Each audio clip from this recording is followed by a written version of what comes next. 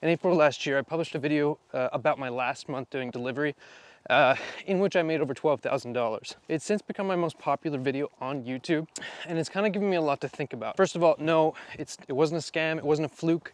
In my last 5 months at Doordash, I made about $50,000. So that $12,000 month wasn't so far out of the ordinary. But that money, any money, it's not gonna last forever. You literally cannot build a career out of this job. In this video, I'm gonna break down the trajectory that these apps are taking, and I'm gonna break down point by point why this job will not always exist. And if you stick around to the end, I'm gonna let you know what you can do about it. Hey, my name is Christian, but you can call me Lo. Make sure you hit the like and subscribe button, and also hit the bell to make sure you get notifications, because I'm coming out with a bunch of videos about money, entrepreneurship, lifestyle, travel, and health that you're really not gonna wanna miss. In January of 2013, food delivery company Palo Alto Delivery was founded. They incorporated as Doordash in July of that same year. But by at least 2015, Doordash was no longer a food delivery company. They were a last mile logistics company. Tomatoes, tomatoes, right? But the distinction is important because it gives you an insight into what their focus is. And that, of course, is logistics and efficiency, not food delivery. They don't care about their restaurants. They care even less about their drivers. As an individual, they do not care about you. Kind of a side note, I see so many people getting into these pissing contests over which of the apps is better, and somebody even in the last video commented that they will never defect to another app, as if it's like some righteous cause that he's devoted his life to. Now, one app might have more leverage in a certain market than another, but the point is that ultimately they're all trying to do the same thing, and that is minimize their cost. This shouldn't be a newsflash, but you are one of their costs. In fact, you're probably their biggest cost. And so they're going to be doing what they can to minimize you. Now, I don't think there's any example more emblematic of that than in 2018 and 2019 when Doordash was caught stealing workers' tips. The tech blogs skewered you this week, saying the changes hadn't happened yet. Why did it take so long? But there's actually a bigger trend here. It may not come as a surprise, but Doordash actually changes their app all the time. By at least 2018, Doordash had began hiding order totals, created a dependence on those small orders. In 2019, Doordash started punishing people for declining large numbers of orders, and if there are no available shifts open, then you're just done. You're just done for the day. My job is over. Around the same time, they started mixing up the end dash and resume dash buttons. In 2021, they changed the layout of the app so that you would accidentally take stacked orders. The point is that all of the apps, they are getting better and better at tricking the drivers into taking worse orders. This is just a small sample of things that they've done, and I won't even go into the pay structure changes because I want to get on with my main point here. Doordash is getting more efficient, paying less, and eventually they will not need you at all. Let me take you down that path of how they do that in 3 points. And don't miss the third point, because that's the one where they get rid of drivers altogether. Sorry, I'm a little bit winded. Walking uphill and filming is a little bit more difficult than I thought. Number one is market dominance and consolidation. And this is by no means unique to the delivery apps. In December 2020, Uber bought Postmates. And if that doesn't scare you, it should. Not because you should care that Postmates is suddenly gone, but what it does is it marks a new phase. Every single new industry goes through these 3 phases. They go through birth, they go through growth, and then they go through market consolidation. It's hard to know exactly when the birth was, but somewhere in the realm of 2005 to 2010. Then there was a growth phase from 2010 to 2013, and 2013 to 2018 is what I'm going to call the boom phase. That's when you have the giants taking their places all over the world. I understand these overlap a little bit, but 2015 to 2019, 2020, this is when the smaller ones, some small ones start going out of business, they get bought up. But then when Uber bought Postmates, that's the first time we saw 2 giants merge. And what that means is that the market is mostly saturated. It's still growing, but a lot more slowly than it was before. The giants will get bigger, the tiny ones will disappear, and we'll be left with just a few. Arguably, we have 3 giants. We have Just Eats, which is the biggest one in the world because they own Grubhub. It's the European giant that's been around since 2000 or something like that. We have Uber Eats, which is I think the 2nd largest in the world because they have market dominance in the developing world, in Asia and South America, etc. And then you have Doordash, which has more so market dominance inside the United States. Now, they all have presence in all over the world, but what you see is that they've sort of divided their territory. They have won the race, it's over, and all that's left to do is consolidate their power in these respective markets. Why does that matter to you? Well, what it means is that competition, the competition that existed in the boom, that's what paid our paychecks. This boom phase from 2013 to 2018 is when you see the most incentives for drivers, the most coupons and stuff like that, but we're gonna see those things suddenly, slowly but surely disappear. That's why these apps paid so much. There's not going to be an incentive to do so anymore. This does not mean that nobody's making money. You can still make money. You have the opportunity, start right now. But what it means is that you have a limited lifespan. This is not going to last forever. Now, number two, DoorDash has an algorithm that decides who gets orders. I'm sure this doesn't come as a surprise to you. Everybody already knows it. But what you might not know is that algorithm learns. It learns who will take what orders. It learns what restaurants are most efficient. It learns where, when, and how Dashers should be dispatched, and when, where, and how schedule blocks should be given, among a million other things, with one goal in mind, and that is increased efficiency, to improve the bottom line of the delivery app, of the company. It's not to pay you more, it's not to make your life easier, it's to improve the bottom line, it's to make them more money. Now, some might welcome this increased efficiency from a purely non-selfish standpoint. I'm one of those people, for reasons I won't go into in this video.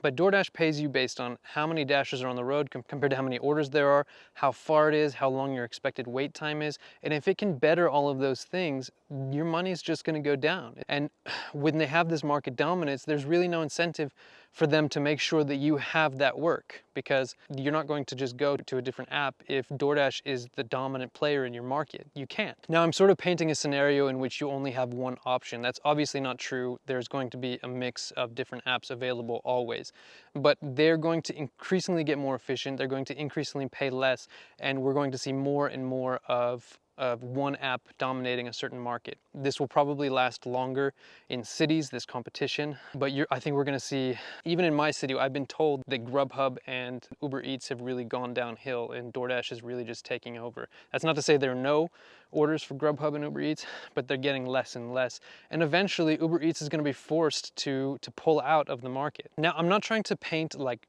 algorithms as the boogeyman, but we've all seen those stories about how Amazon workers are fired by these algorithms because they're inefficient, quote unquote, take a break that's longer than 5 minutes, etc., etc.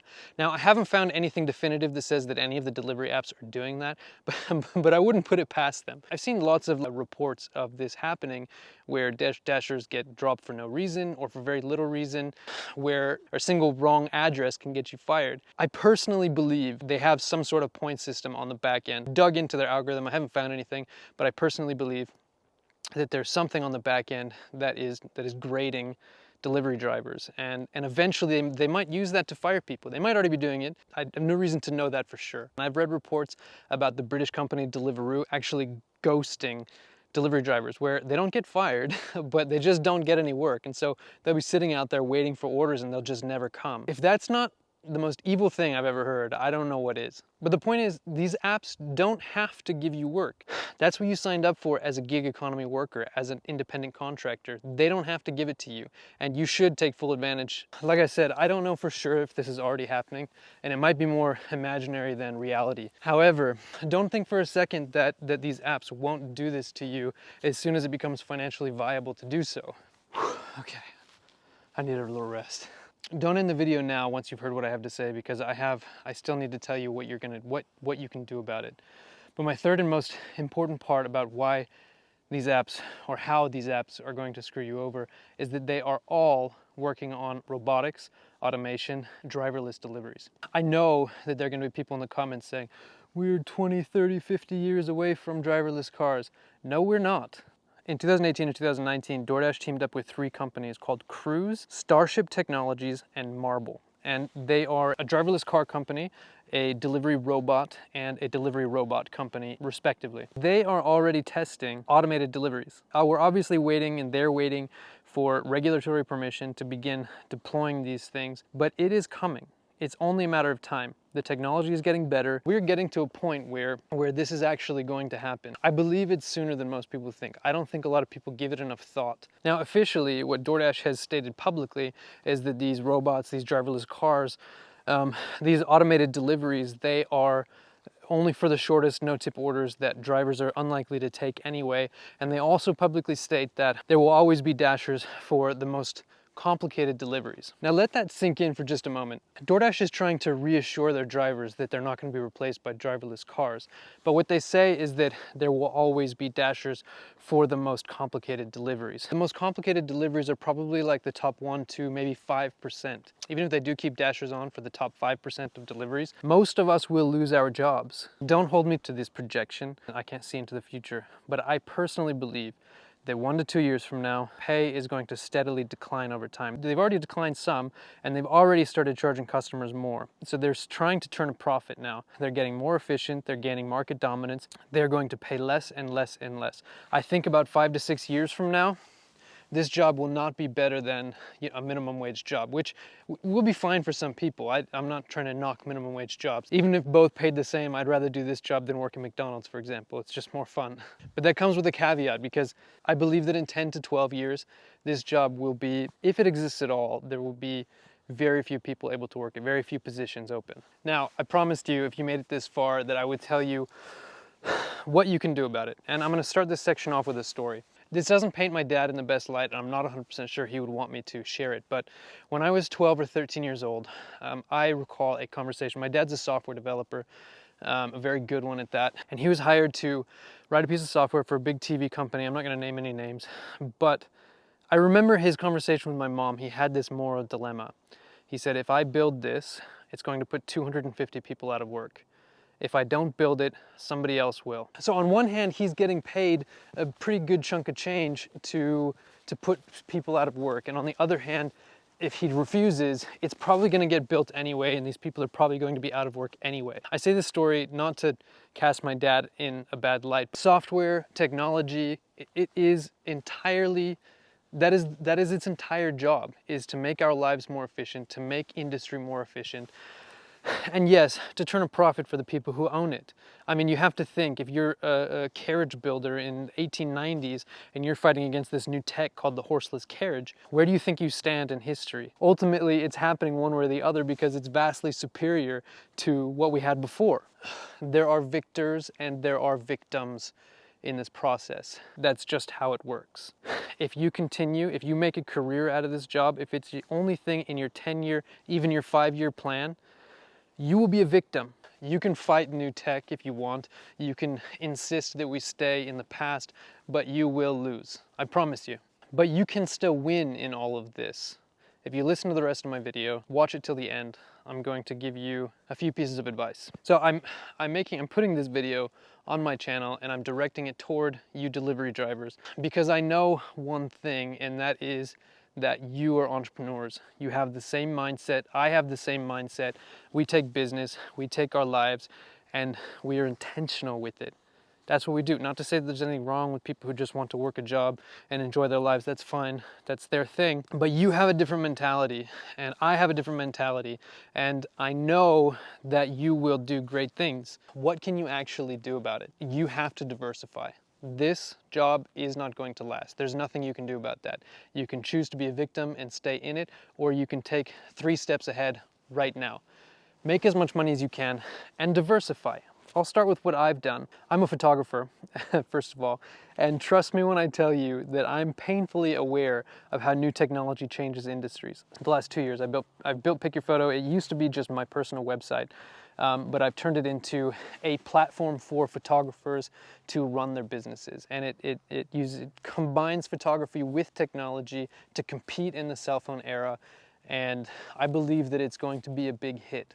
Now, the second thing that I've done is I put a lot of time into creating stock media, and I've got a couple of videos coming out very soon about how I made $5,000 in my first month as a professional photographer, and how I make $3,000 every month in passive income. Make sure to subscribe. You're not going to want to miss those. I've also spent the last year or so creating a new company called Learning Tail, which is sort of like it's a subscription service for kids to learn language and get educated in things that are outside the classroom, things you would never learn, cultural education, I'll call it.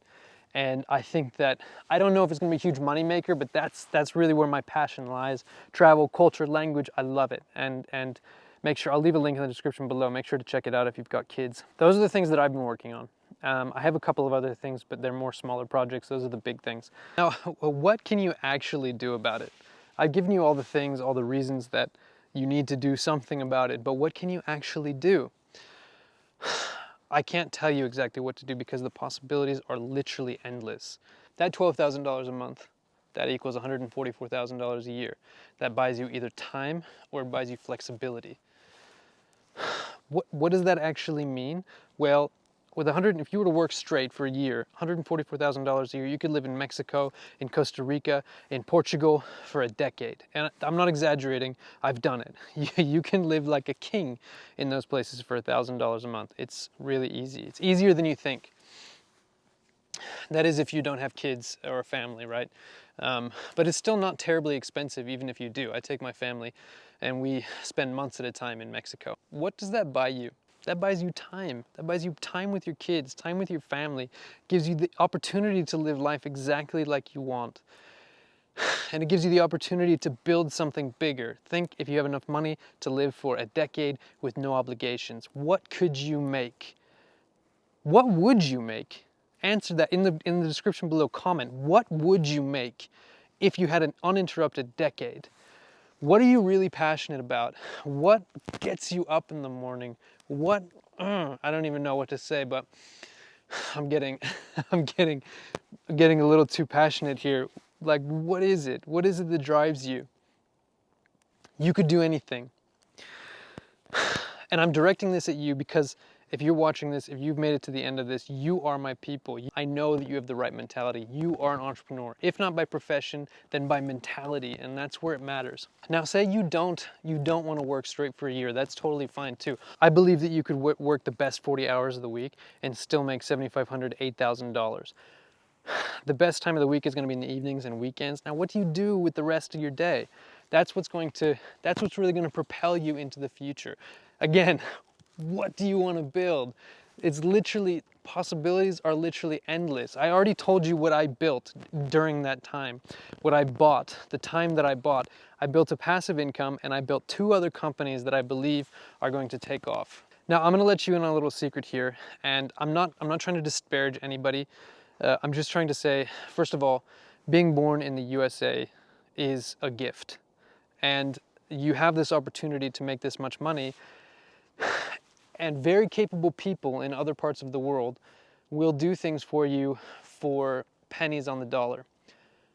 I have 5 staff members and I can pay all of their weekly salaries with 1 day of Doordash. And I'm not trying to disparage them. I'm trying to talk about how blessed I am to have this opportunity. And I hope that they don't take this in the wrong way because they probably will watch this video. What could you do with 5 more people or 10 more people? By the way, my employees are for hire. Hire my agency. If you're interested in that, leave a comment below and I'll be sure to get back to you. But they're basically fully vetted online assistants, essentially, that can do a wide range of tasks. And I have one of them who actually builds websites. And so this is one very specific idea. You could hire one person, have them build a website. Build a website that is a website building company, a web development company, whatever you want to call it. And then say, okay, spend 1 week building the website. Next week, contact every business in New York City. I can't guarantee it, but I can say that you will probably pay yourself back for hiring that employee if you do something like that. They're just looking for steady income. A lot of people don't have it, and we are lucky to have this opportunity. But you can literally do anything. If you want to make a whole bunch of money as a massage therapist, you go on Doordash, you work in the evenings, you hire an assistant whose entire job is to get you more massage work. You can literally do anything. And I mean that quite literally.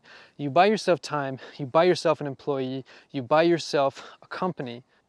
And I'm directing this at you because you are my people. If that sounds like you, if you want to build something bigger than yourself, if you work for yourself, if you're passionate about something, this channel's for you. Make sure to like and subscribe. I'm going to publish more videos in the future about exactly how I make money, exactly how I hire people, exactly how I travel and how I spend all of my time with my kids.